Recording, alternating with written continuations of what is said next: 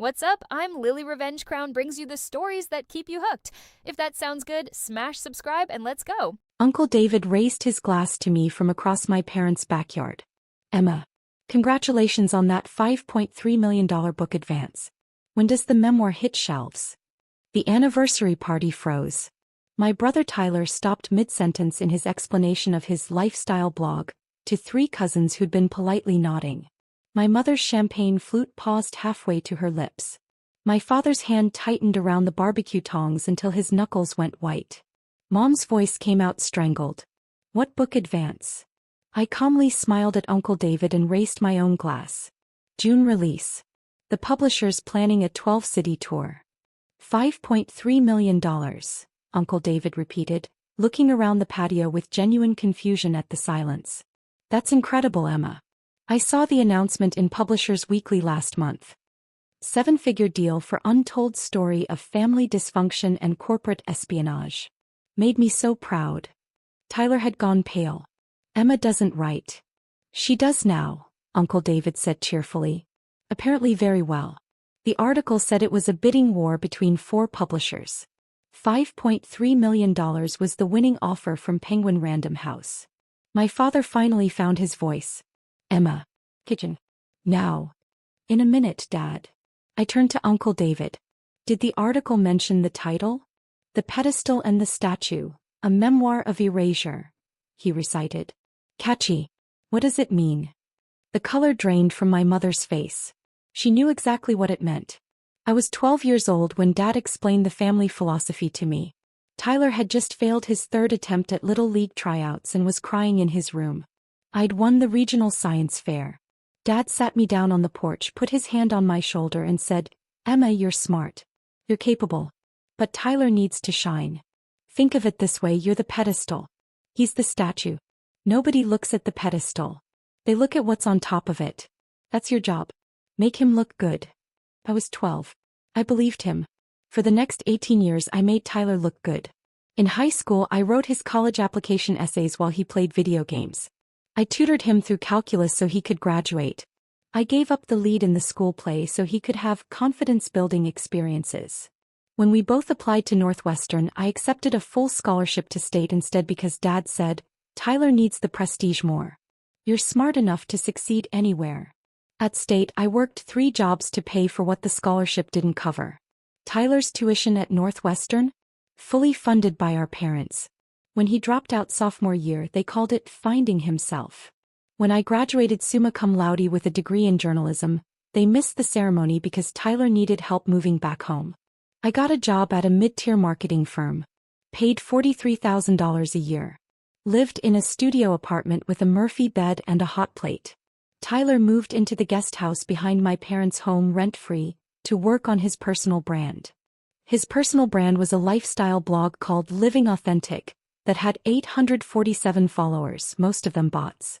He posted photos of elaborate brunches my mother cooked, expensive sneakers my father bought him, and motivational quotes he copied from Instagram. Mom shared every post on Facebook. Dad told his golf buddies that Tyler was building a media empire. Nobody ever asked what I was building. 5 years ago, my firm landed a consulting contract with a pharmaceutical company. Mid-level stuff helping them rebrand after a scandal.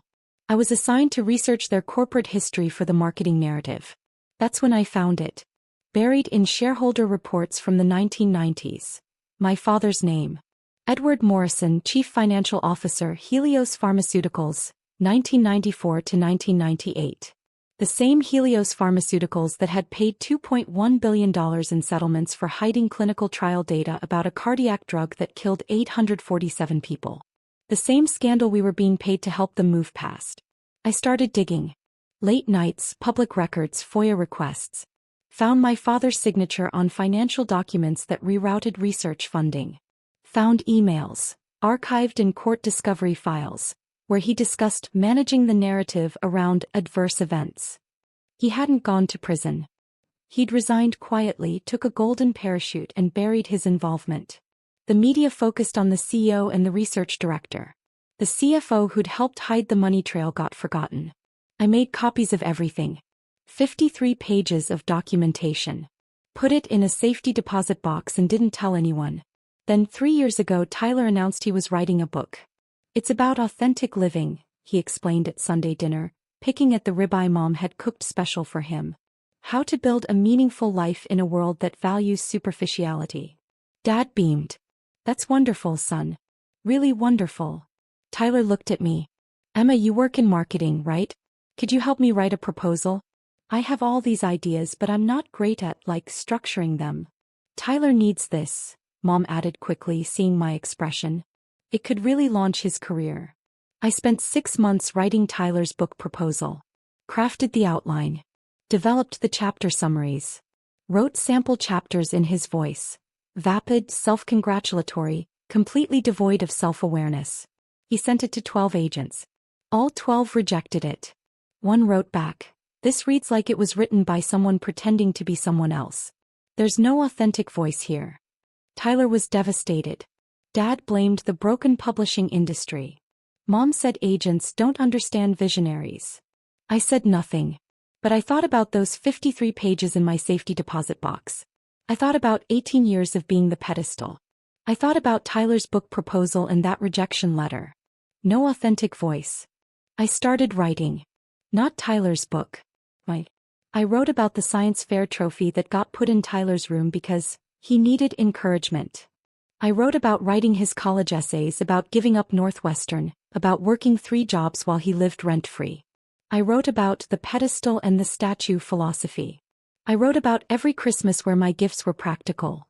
Socks, dish soap, a vacuum cleaner, while Tyler opened iPads and designer jackets.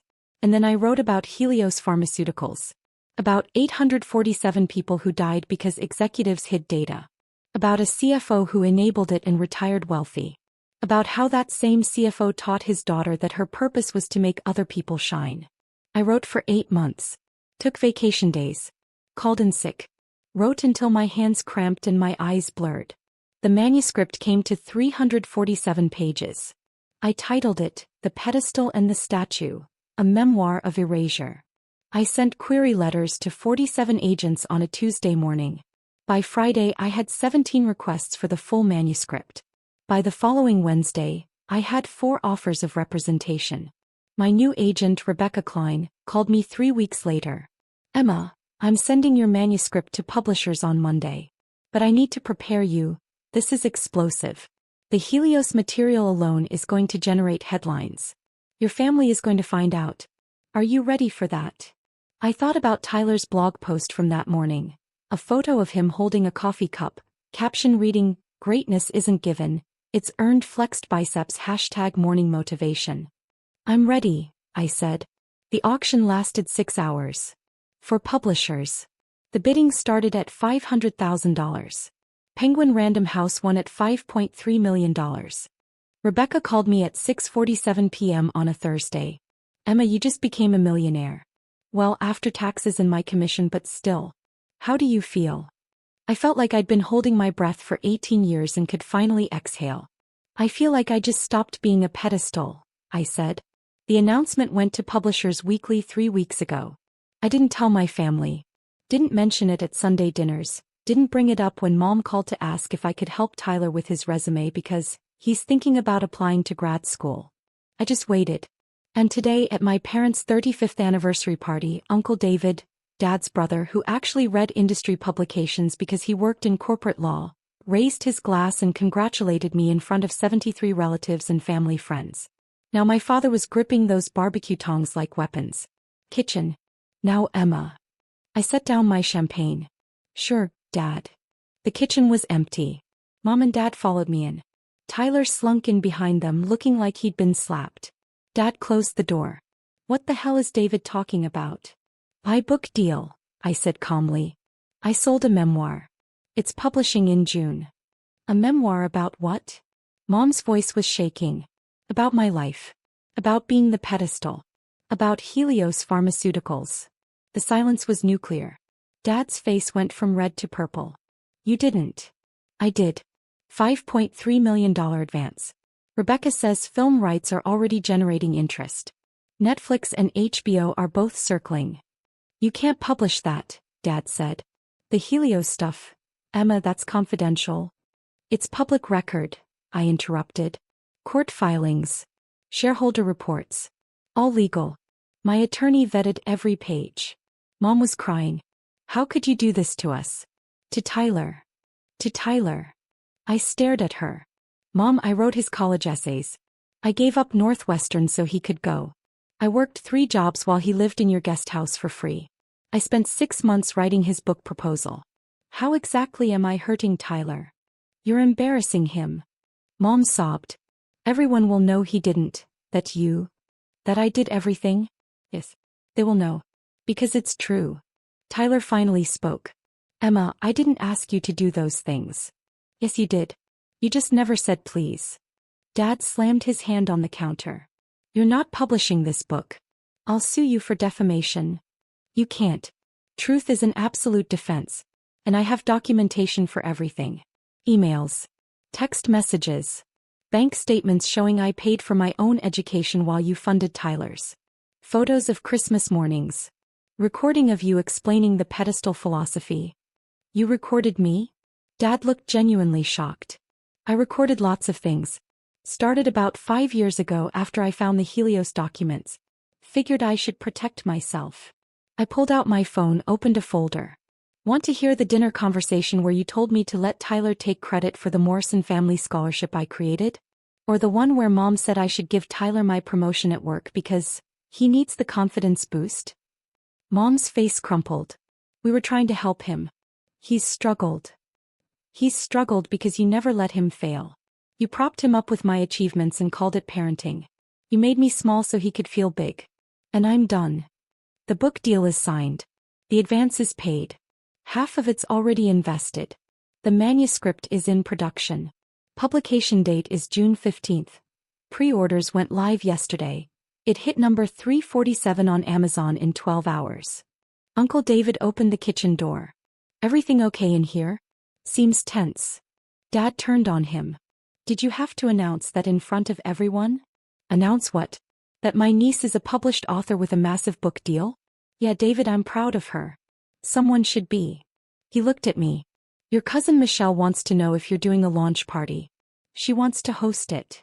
That would be lovely, I said. Tell her I'll call her this week. David left. The kitchen fell silent again. Finally, Tyler spoke. Is my name in the book? Yes. What do you say about me? The truth. That you're not a bad person. Just a lazy one. That Mom and Dad enabled you into permanent adolescence. That you had potential but never had to develop it because I was always there to carry you. He sat down heavily on one of the kitchen stools. Everyone's going to know I didn't write my own college essays. Yes. That I didn't earn anything. Yes. He looked up at me with something that might have been the first genuine emotion I'd seen from him in years. I hate you right now. I know, I said. But in a few years when you're forced to actually build your own life you might thank me. Mom was still crying. Emma, please. We can fix this. We'll acknowledge you more. We'll tell people about your accomplishments. I don't need you to tell people anymore, Mom. I told them myself. In 347 pages. Dad's voice was quiet now. Dangerous. You're out of this family. Okay, I said simply. He blinked. What? I said okay. You're cutting me off? I've been financially independent since I was 18. You're disowning me? I'll save money on obligatory birthday presents. You don't want me at family events? Great. I've got a book tour to plan. I walked to the door then turned back. Oh, and Dad? Chapter 12 is called, The CFO Who Killed 847 People. The documents are in the appendix. My lawyer says you might want to get ahead of it. The publicity team thinks the media is going to pick it up pretty quickly once review copies go out. I left them in the kitchen and walked back to the party. Uncle David was telling a cluster of relatives about the book deal. Aunt Michelle was already planning the launch party. My cousin Sarah, who I hadn't seen in 3 years, hugged me and whispered, I always knew you were the smart one. I stayed for another hour. Ate cake. Drank champagne. Answered questions about the book. Tyler never came back out. Neither did my parents. When I left, Uncle David walked me to my car. Your dad's going to lose his mind over this, you know. I know. It's going to get ugly. I know. He smiled. Good for you, Emma. Pedestals don't hold up statues forever. Sometimes they get to stand on their own. I drove home to my apartment. Not a studio anymore, a 2-bedroom I'd rented last month after the advance cleared, and found an email from Rebecca. Emma, pre-orders jumped to number 89 on Amazon after someone posted about your uncle's toast on Twitter. It's going viral. The publisher wants to move up the release date. Call me. I called her. June is too far away, Rebecca said. They want to publish in 8 weeks. Can you handle the publicity that fast? I thought about my parents' faces in that kitchen. About Tyler's blog. About 18 years of being invisible. I can handle it, I said. The book released on April 3rd. Hit number 1 on the New York Times bestseller list in week 2. Netflix bought the film rights for $2.7 million. I quit my marketing job. My parents didn't call. Tyler blocked me on social media. Uncle David sent flowers to my launch party with a card that read, "The statue fell over. The pedestal is still standing. Love, Uncle David." I put them in a vase on my desk and started writing book 2.